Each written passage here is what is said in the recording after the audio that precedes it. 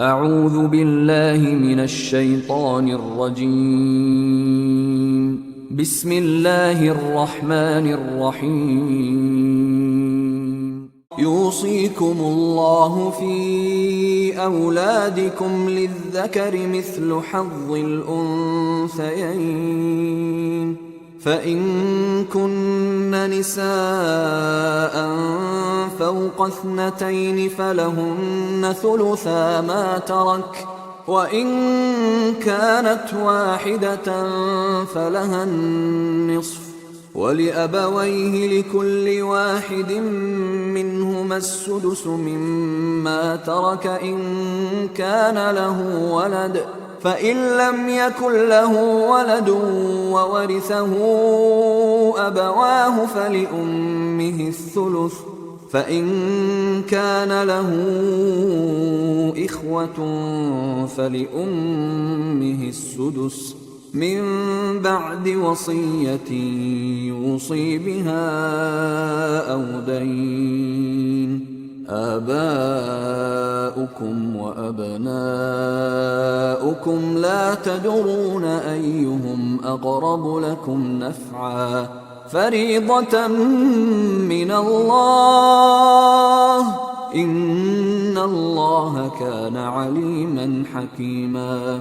ولكم نصف ما ترك أزواجكم إن لم يكن لهن ولد، فإن كان لهن ولد فلكم الربع مما تركن من بعد وصية يوصين بها أو دين، ولهن الربع مما تركتم إن لم يكن لكم ولد، فإن كان لكم ولد فلهن الثمن مما تركتم من بعد وصية توصون بها أو دين. وإن كان رجل يورث كلالة أو امرأة وله أخ أو أخت فلكل واحد منهما السدس، فإن كانوا أكثر من ذلك فهم شركاء في الثلث من بعد وصية يوصى بها أو دين غير مضار،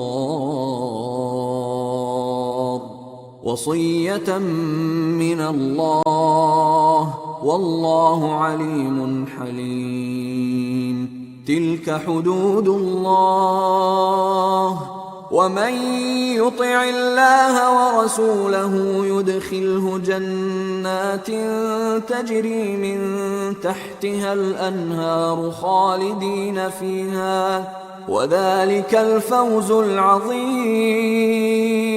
ومن يعص الله ورسوله ويتعد حدوده يدخله نارا خالدا فيها وله عذاب